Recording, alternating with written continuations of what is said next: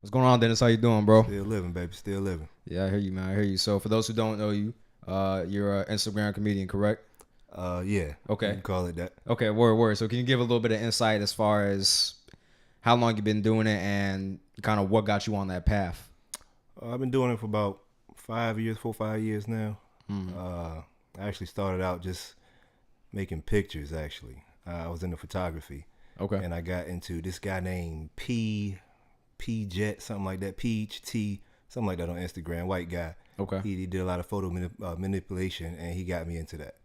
So once I got into that, I saw the videos was dope. I saw nobody doing it to videos, so I started doing it with the videos. Mm. Okay. So Word. So, you do a lot of green screen work with your videos. I seen you did a scene for Anchorman 2, right? And yeah, and you put yourself in yeah. position. So, when you did that, like, how did you get Will Ferrell out of like the background? Did you use like a custom background from a scene in the movie and just like freeze that frame and use that? Or Yeah, it's actually a little complex. I froze it in Premiere, which we were talking about a little bit earlier, and then I took it in Photoshop, and I took Will Ferrell out of that position. And in Okay. Photoshop, you can do a bunch of different tricks in Photoshop to get him out of there. Then you bring it into After Effects, and then you manipulate it in After Effects to work it like that. Okay, yeah, that joke was crazy. I was like, damn, like you don't like he was moving around and stuff, and I was like, I don't Bruh. see nothing nowhere. Like I thought it took was a like while. It took a while to get me to get it there. I It bet took a because while. I was like, this ain't no simple like masking job. Like this is like some Hey, next level stuff. it is actually a simple masking job, just multiplied by 3 or 4. You just got to do it a bunch of times in a bunch of different spots to get the results you want. So you had to like mask out all the keyframes and Yeah. stuff like that for every Yeah. single And frame. then certain spots that I would have to move my body so I would hide something, or I would drop a name somewhere to hide something. I got So you. there's a lot of tricks you can use to get the job done. Okay, word, that's crazy. So you said you use Adobe Premiere, right? And After Effects. I start with Premiere. Okay. From Premiere, I take it to After Effects. From After Effects, I take it to Photoshop. Then back to After Effects. Then to Premiere. Then I dabble in Audition for the audio, Okay. and I finalize it in Premiere. So you have a lot of It's a lot of back man. and forth. It's definitely a lot. But it's crazy. I only started doing it because I didn't have any actors. Acting ain't serious in this area. Mm-hmm. So there was really no people that I could just pull. Hey, I'm shooting a video. Come through. You Right. do it, but people never show up for real. Can you That's- cuss on it? that's I true. don't want to cuss. No, you good, bro. Okay. You good. Yeah. But yeah, niggas don't ever come through for you and shit. So Right. So I got tired of that. So I figured out this is the way I could do it by myself. I ain't got to worry about nobody. I could use these characters that's already developed in a storyline. I could change the storyline to whatever I see fit. And Right. that way I ain't got to worry about no production, cast, nothing like that. Just me. It makes it a lot easier when you like. So for me personally, like I'm very particular about timelines and stuff like that. So Yeah. like I do like with the podcast, like I record it and then I do the editing myself. So I make sure that it's done when I want it done. You know what I'm saying? That way I don't Yeah. gotta wait on somebody else to process it and edit it and all that stuff. I hate waiting on it, man. Yeah. I hate waiting on it. But it eventually is a lot. When Right. you're trying to write it, when you're trying to record it, when you're trying to edit it, it's too much for one person Right. to really do it consistently. Yeah. So- That's true. So talking about editing software, me personally, I've been with Sony Vegas like It's for a long disrespectful. time. It's disrespectful. It's disrespectful. Come on to Premiere Pro. Why So- why Sony Vegas? So the reason why I use Sony Vegas, have you used it before? No, I sneezed on it. I looked at it. What the fuck is that? No. So I don't know which version you looked at, but I use Pro 15. So a lot of the plugins and a lot of the things that you have with Premiere is very similar with Sony Vegas. Like we got Twixter, we got all that stuff, we got Sapphire plugins, all those things. But it's very simple. So like if I wanted to cut a clip right in Sony Vegas, all I do is I just tap S and I can cut my clip. Whereas in Premiere, you have to get the cutting tool, then you have to go and cut it. You know what I'm saying? It's just it's very straightforward and it's easier to do things. But when the last time you used Premiere? I haven't. I'm in the process of getting it right now. See, so you really don't know.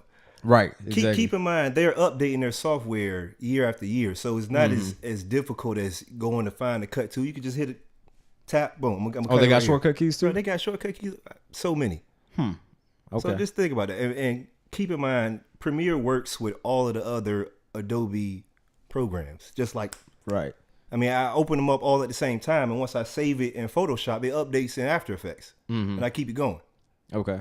So now for that you have to. Is it a monthly subscription or can you buy it outright or? no, it is a couple different ways you can get it now. Okay. But oh yeah, no, I know about that. hey, How you think I got Vegas? Hey, so I mean that's how I started. That's how I learned. Mm-hmm. But eventually, I got with some people up in Detroit. They, we took care of it. We take care of it yearly. So Okay. they got a yearly subscription for about $7.99, something like that. Yeah, Shit. yeah. If you're a student, you can get it for like $4.99. I'm a student today.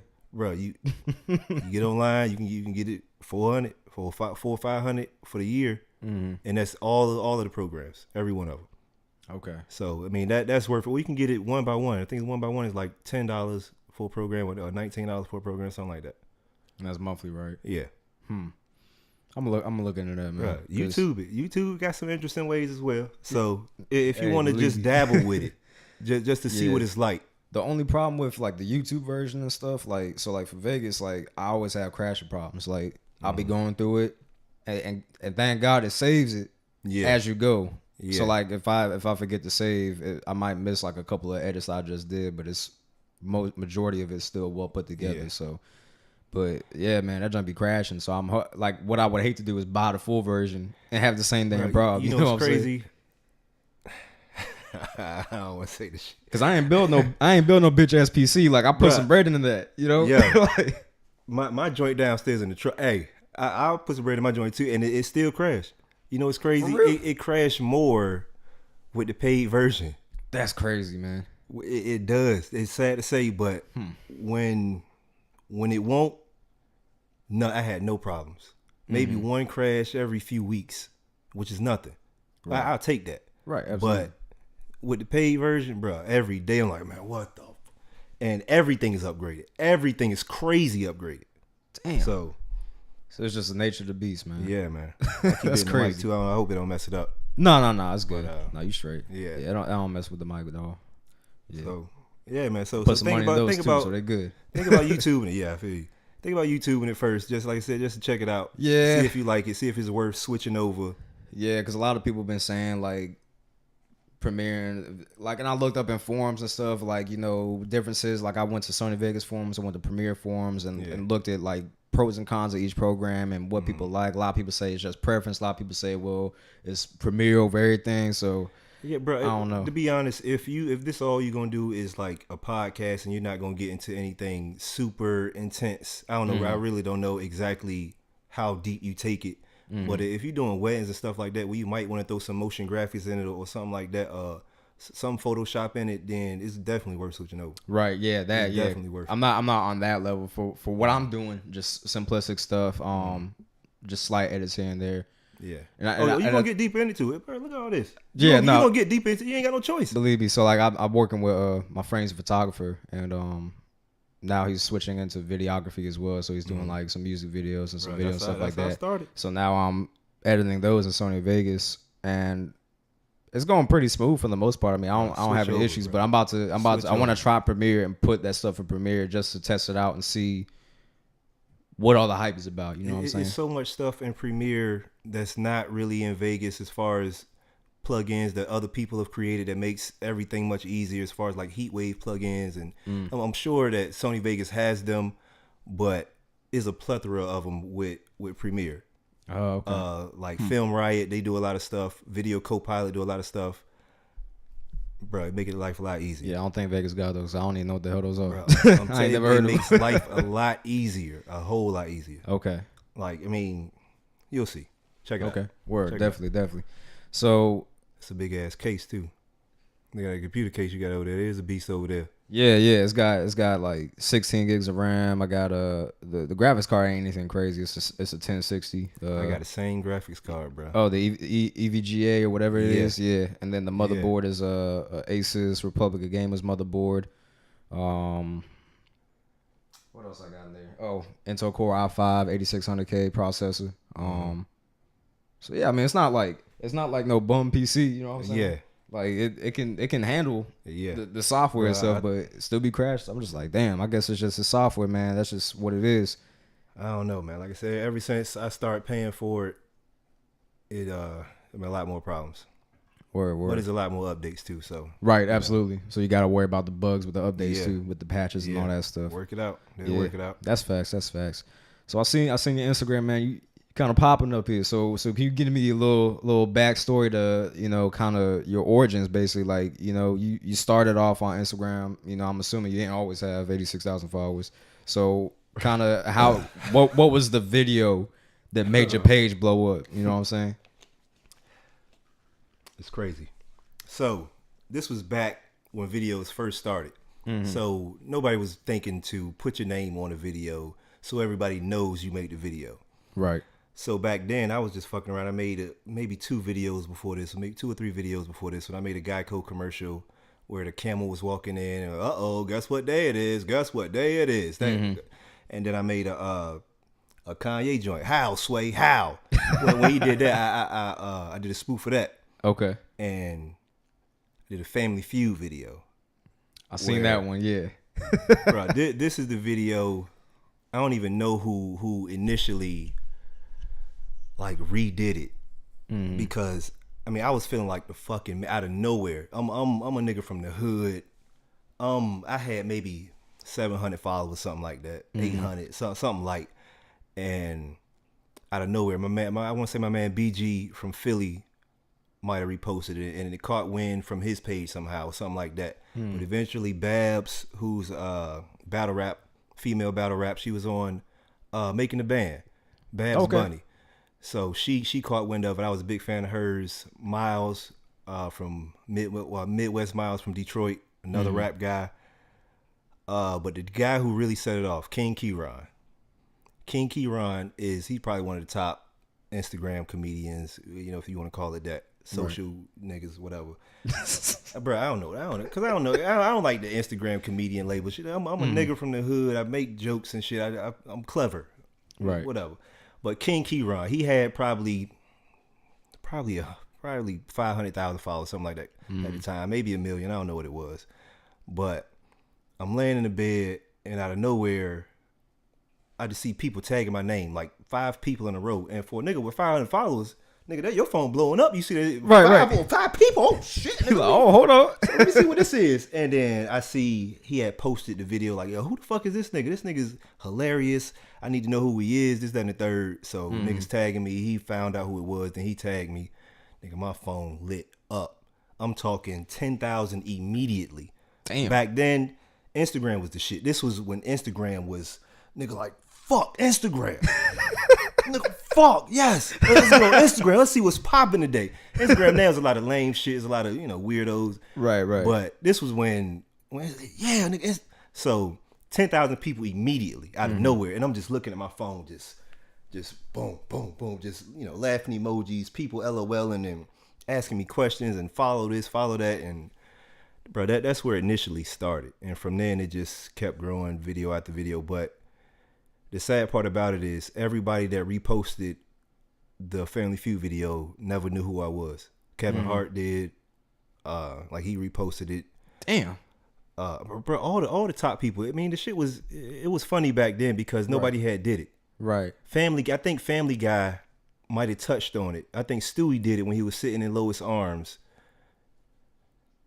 Yeah. So I think they touched on it, but nobody human had did the shit. So, I mean, it was booming. It was some green screen because people really thought I was there. People really thought I'm on Family Feud abortion receipt. Like, come on, man. And Steve ain't gonna say nothing. Steve just gonna keep reading the questions. He just read like ain't nothing happening. I got so much fucking hate mail. Like, yo, you set black people back 26 years. Like 26, nigga. How the fuck you come up with that time? So, hey, bro, people so say much people hate say shit. Anyway, man. You know what I'm saying? There was so much hate shit. People thinking it was real, but like I said, I hadn't tagged it, so it was just me out there. People thinking, whatever, thinking it was real. Motherfuckers laughing. Damn. So that's the one. That's why I tell people, man, like social media, like it's such a powerful tool because it can take you from nothing to something. You know what I'm saying? Overnight, like that, man. overnight. You know what I'm saying? Nothing happens overnight, but when it does happen, it's overnight. You know what I'm saying? Like you obviously put in work to get to that point, but when you put that work in and that right person saw that right post, overnight. It's crazy because most of the time a video go viral of somebody is usually some shit that happened a long time ago. It's never a video that they just did and now it's viral. Right. That's how it happened now. But back then, it was some shit that the internet wasn't as updated as it is now. Right. Now you see everything right now. Mm-hmm. You see what's happening. If Trump do some shit 5 minutes ago, you know about it right now. Right. Baller alert. Somebody shade room. Somebody done posted about it, so you know about everything now. But back then, things took a little time. So the video was a couple months old by the time he saw it. So I'm thinking like, God damn, this the video? Okay, so right, keep on booming. Okay. And then by then I had like, damn, now I got some eyes on me now, so I got to follow up with something. I got to keep doing this shit. Right, exactly. So, kept going. So do you feel like you were forced into it, or because you could have stopped, but no, I was comfortable doing it. Like I said, I didn't have to depend on anybody showing up to act, and I didn't have to worry about anybody fucking up the lines. I don't mind. I'm a terrible actor, nigga. Acting is hard work. My hat's off to everybody who does it. That shit it's so hard. Now I want to get better at it. I never wanted to act a day in my life, but I look back maybe a couple months, probably 7 months ago, and I was like, God, nigga, I'm terrible. I can't act worth shit. Realistically, I can't. On Instagram is, we all fucking around, but realistically, like, God damn, I'm terrible. Now I kind of want to get better at it because I found something I'm really bad at. So ideally you want to make it better because when you make the acting better, all kinds of things will follow. And the more you do it, the better it feels. I mean, whatever you do podcasting, you want to get better at it. Right. Absolutely. So if I'm doing the videos, the least I can do, I never wanted to get better at acting before, but now, it was ignorant of me to think that way. But now looking at it like, dang, I got to get better at it. If I'm doing it, then that's the least I could do is try to get better on the acting side because it's fun.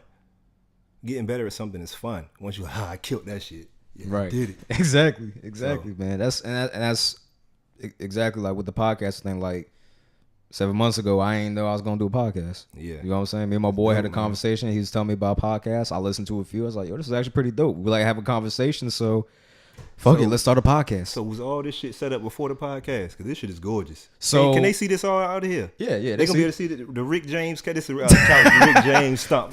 Yo, couch. You know it. Yeah, nah. So I started so what this was initially was my office. So I did the floors because this was all carpet at first. So I did the floors. I painted the room, got my desk set up, all that stuff. Got the couch, and then around the time I got the couch is when I had my mom made up that I was gonna do the podcast. So I'm like, if I'm gonna do this podcast, I want to make sure it's dope. So I'm gonna make sure I set everything up because a lot of people like aesthetics. You know what I'm saying? Yeah. So I'm like, even if I ain't talking about shit, they go be captivated by the looks. Dope. Yeah. They be like, damn, this is clean. You know what I'm saying? So so I kind of had it in the process of being set up.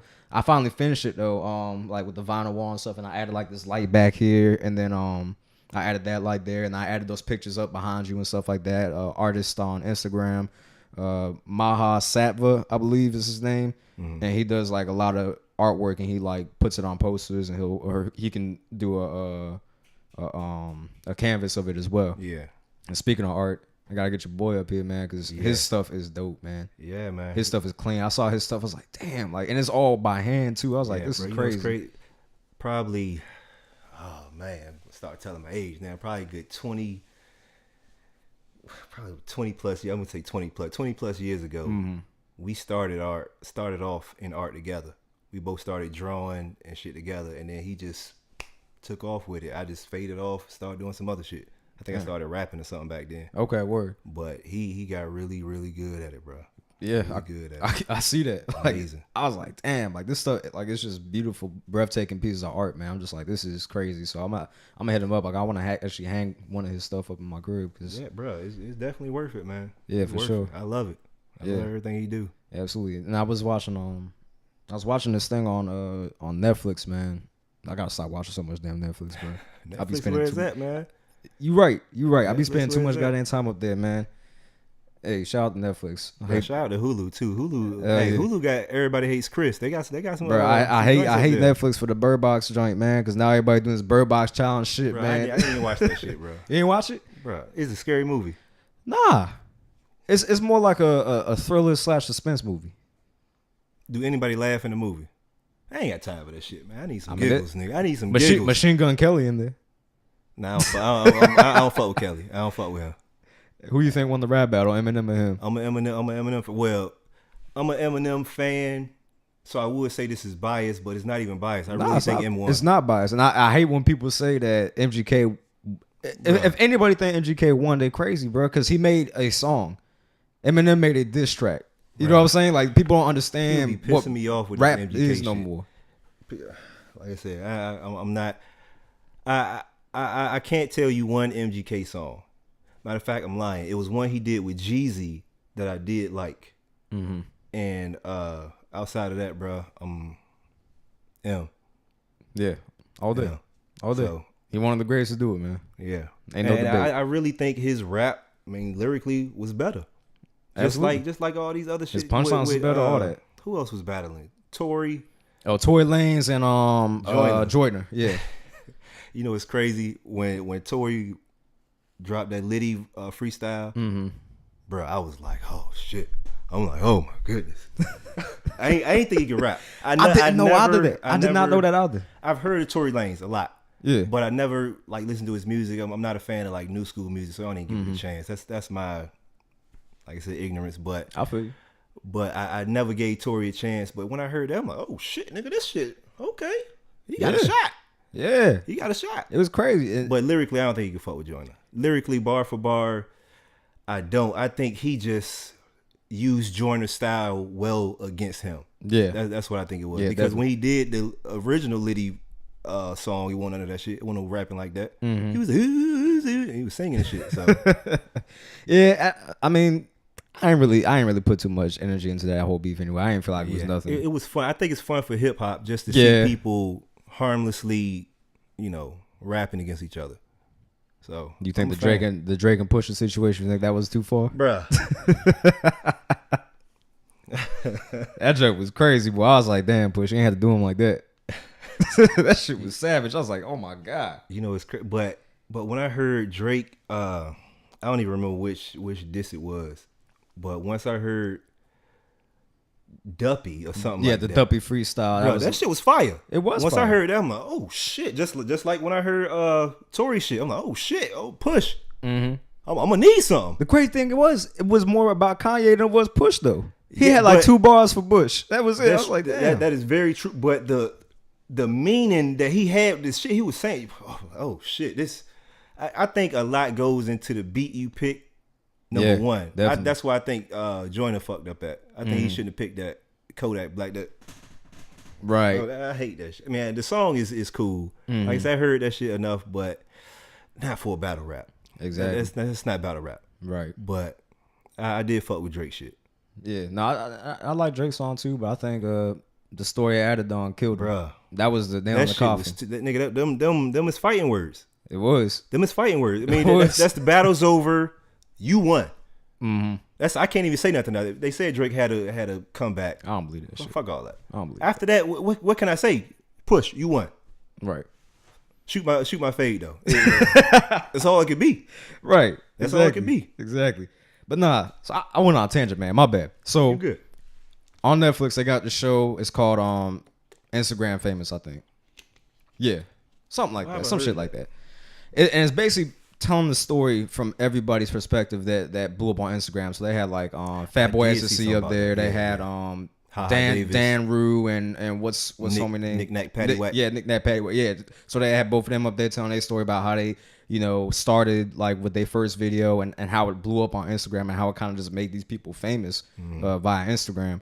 So your story kind of triggered that in my mind, like thinking about that. I was like, oh yeah, it's kind of similar because like you said, you had your junk on Instagram, home and reposted. All them come and go. Remember, I done seen it. Yeah, and they do come and go. Consistency is what keeps people in the game. You know what I'm saying? But certain people you see in the beginning that this nigga special. Mm-hmm. This nigga gonna be somebody. Rennie, I don't even know if you know who that is. It's a dude named Rennie, Renny. I saw his first video and he was just in a blue room talking shit and he just cut the light off. And had some music playing. The shit was hilarious. I knew off top, this nigga, he gonna be something. Mm-hmm. But it's very few people that really, I mean, King Batch. I feel like everybody knew he was gonna be, what he is. He reminded me of like a taller, light skinned version of Kevin Hart. as far as his comedy is concerned. You know what I'm saying? Because he's very animated, very like, you know. Yeah. He don't mind changing the pitch in his voice because Kevin Hart always be doing that high pitch shit. That's you fucking know? hilarious. Yeah. I can see that too.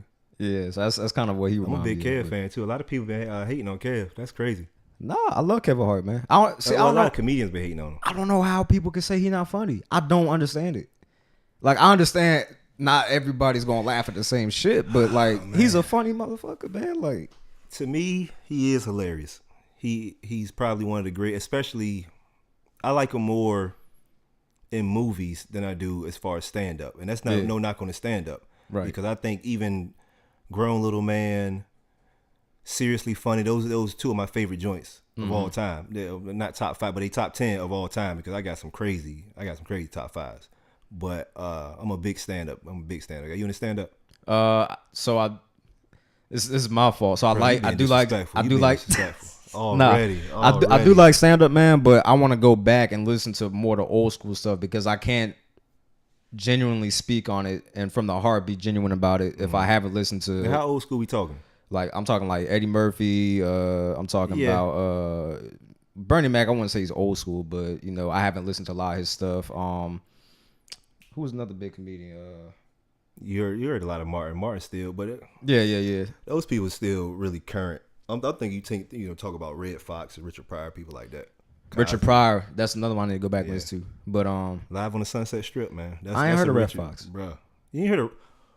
Oh, hey, cut all this shit off. Hold on. Nigga, did you say? Let me caveat that with this. I was born in '94 now. All right. I don't give a fuck when you was born. This nigga said. I've never heard of Red Fox, man. At least I don't think I have. Ladies and gentlemen, he said he has never heard of Red Fox. Let that sink in. Moment of silence for 2 seconds. Red Fox. Bruh, Red Fox, bruh. I have not heard of him, man. Sanford and Son. You never heard of Sanford and Son? Yeah. That's Red Fox. Okay, I didn't know that. Bro, you ever seen Harlem Night? Yep. Red Fox is in that, the nigga with the big glasses. Oh, you blind bitch. Fuck you. Oh, damn. Come on, man. You hurt me with that. Hey, man, look. Like I said, I got homework to do. I got to go back. Yeah, but as far as stand up is concerned, I do like Kevin Hart stand up from what I've heard and what I've seen. I mean, would you consider Dave Chappelle stand up? Well, his was more skit based. Dave Chappelle is probably the greatest comedian ever lived, in my book, ever. It's not even close. It's not even close. Yeah. So that's where I got Dave. That's why he was able to come back with Netflix and get a $50 million old deal. Show, not even with no new stuff. This shit he did, years ago. Here y'all go. Go ahead, put it out. Right. but he's I think he's that good. I think he's the best ever. He's definitely like I said, my top one. Okay. But I got weird people in my top. So who else you got up there? Patrice O'Neal, like a lot of people. Oh, okay. I wasn't expecting that. Do you know Patrice? I've seen her before, yeah. Okay, but please just Patrice. I think if he would have lived, if he would have still been alive and kept going, I think he probably would have been up there with Dave. Okay. I think his perspective was that crazy and unique. So he could talk, bro. He could talk some shit. So Patrice is up there. Throw a random Bill Burr, which is a white guy. Bill Burr. You never heard of Bill Burr? Nah. Is that disrespectful too? That's not as disrespectful because that's like, he was on the Chappelle show. So Bill Burr, he's a really, really hilarious. He came up with the same people with Patrice and Chris Rock, people like that. So Chris Rock, that's another one I forgot. Yeah, Chris Rock, he up there. Yeah, Chris Rock is definitely up there. Funny as shit, man. He's probably one of the most underrated, in my opinion, because nobody rates him as like the top. Nobody, come on, somebody got to put him up there. Right. His specials prove it. His HBO stuff, great stuff. Exactly. Bigger and Blacker. Oh man, Bring the Paint. Come on, man. Never scared, bro. I seen this one. It was on the Breakfast Club. What's the homie name? Some motherfucker was hating on Kevin Hart, man. I don't remember his name, but it was crazy. Could have been Mike Epps. No, I want Mike Epps. Michael Blackson. Nah, it was a black dude, but he was fatter. He was a fat black dude. Faison Love. Faison, yep. I was like, Faison of all people, come on, look, bro. First of all, ladies and gentlemen, we're not gonna talk about Faison Love because Faison Love will show up in real life and try to throw hands with you. So we gonna move. Nah, Faison. Yeah, I don't know why he was feeling like that. I mean, so like I said, people have their opinions though. Some people, a lot of people that everybody think is funny on Instagram, I don't think it's funny. So people might call that hating, but I just think people have, you know, when you're a funny person, man, you need it. You need something great, right? You know, I don't know. It's hard to explain. But I can see Faison's perspective. I don't agree with it at all. I think it was a dumb perspective, but I see why he would feel like this man is not funny at all to him. Because like I said, some of these great people on Instagram that is, you know, thriving and grinding, I don't think it's funny at all. Right. I think they're repetitive and and just keep it moving. So I get it. But I don't agree with it about Kev. I think Kev is hilarious. So I seen you did a joint with well, you didn't do anything with him, but I seen you were up with Royce, the 5'9" giant, on Instagram. So what's the backstory with that, man? Man, it all started through Mr. Porter, Denon Porter. That's my guy from Detroit. Okay. D12. Oh, he was in D12? Yeah. Okay, word. He was a con artist. Okay. D12. Word. So he reached out to me. We've been following each other for some years, you know, since I started or whatever. And he reached out to me like, bro, I want to do something with you. I want to work with you. I heard that shit so many times. So many celebrities reach out and bullshit you. So I'm like, okay, let's do it. Right. And eventually he came through. He showed up. He actually flew out here a couple times for us to shoot some shit. And then he flew me out there to do some work. And Royce came. We actually went to Heaven Studios. So that's Roy's studio, and Porter got a room in it. That's Denon. I'm just gonna call him Porter because I ain't gonna. Okay. But Porter got a room in there, so it's their studio. So we went there. We was talking. They said we was gonna do some wings and shit. We had we had like a hot wing, like the fucking hottest hot wing shit. Bro, you seen the hot sauce challenge? Oh, okay. So it's like a fire hot sauce challenge, and it was like 10 different. So we did all that, and I actually got the footage of it. Never put it out. Shit is crazy though. Why'd you put it out, bro? It's a lot of people involved. It ain't like so you had to get like consent from everybody. Like, hey, you not really. I could put it out. Oh, okay. Word. But it would just be tacky. Number one, everybody in it hasn't seen it. I showed it to Porter because, like I said, that's my guy. He's the only person. Well, he's the main person that really looked out for me in this whole internet journey shit, this whole Instagram journey shit. Nobody else really did anything. Rito Brown, Tonio Skits did when I went out to LA. That was my first trip I ever took. I went out to LA and they looked out for me out there. But outside of that, it was Porter. So yeah, I forgot she took me on a tangent. I forgot what the fuck I was talking about. We was talking about the video and why you didn't put it out. So yeah, oh yeah, it's too many people in it. So I showed it to Porter. I showed it to a couple other people that was in the video. But I think it's gonna drop eventually. I just don't know when, how. It's long as fuck, man. It was like 14 rounds. People were screaming, laughing. They was asking us questions. It was like basically an interview while we eating hot wings. Yeah, I seen that. It's a dude on YouTube, and he had like celebrities up there all the time. They go through the same levels. exact thing. Yeah, okay, word. Same exact thing. But bro, we get to this. Royce tapped out, and Royce the only person that like, all right, I'm done. Y'all niggas be dumb if you want to. And all of us, okay, we dumb. And nigga, we ate this last one. Everybody, the footage is terrible. Niggas crying, bro. This shit is bad, bro. I bet. So I don't know how I'm gonna package it, put it out. I don't know what we gonna do with it. Okay, word. But it's a lot of. I did a lot of videos out there. None of them have came out yet. Okay, it's all stuff we really waiting to promote different upcoming things. Kind of just like wait till time is right. Make sure everything line up how you want it to line up. All that. Okay. And I'm a perfectionist, and they are too. So a lot of shit we want to make better. So if I got to fly back out there just to make one scene better, then that's what we're gonna do eventually. Absolutely. So yeah, I'm the same way. I've had to redo an interview before because Word. well, And it was my fault because I fucked up the audio. Like the audio was mad loud, like on their mic, because I had my headphones on. I was listening. I was like, "Oh, it sound good," but I had the volume all the way down on the monitor. Yeah. So that his shit was peaking. So during the whole interview, his shit was like spiking, like on the audio. And when it spikes, you can't turn it up. If it's too low, you can always adjust it and turn it up. But if it's too high, well, you couldn't just take the one from your mic. Nah, cause your mic is set up for right there. Right, my mic is only for me, so it's a 2. So I got a interface over here, and it's a 4-channel interface, so I can have up to 4 mics connected at once. You know what I'm saying? So each mic has its own channel and its own like line that it records on. So his line was just done. Like a motherfucker. I was like, "Hey, bro, I'm sorry, man, but I got to bring you back in." Like same shit. Look, hey, this is questions. This is script. Nah, it was all unscripted, man. It actually went better than the first one, in my opinion. Yeah. So it was usually do you more comfortable. Right, exactly, because you know the person. You know what I'm saying? You already got that rapport and all that stuff. So yeah, it was good. It's I ain't gonna say it's nerve wracking, but it's definitely an experience to be on the way to do some shit like this, especially never doing it before. Right, absolutely. So my first thought is this nigga gonna say some wild shit, man. We gonna get the rolling in here. Oh my god. Then I come in and see all this nice shit. I'm like, nah, I can't afford to replace all this shit, man. About to get beat up by this nigga in the goddamn this gorgeous ass Nino Brown suit, man. About to kill me in here.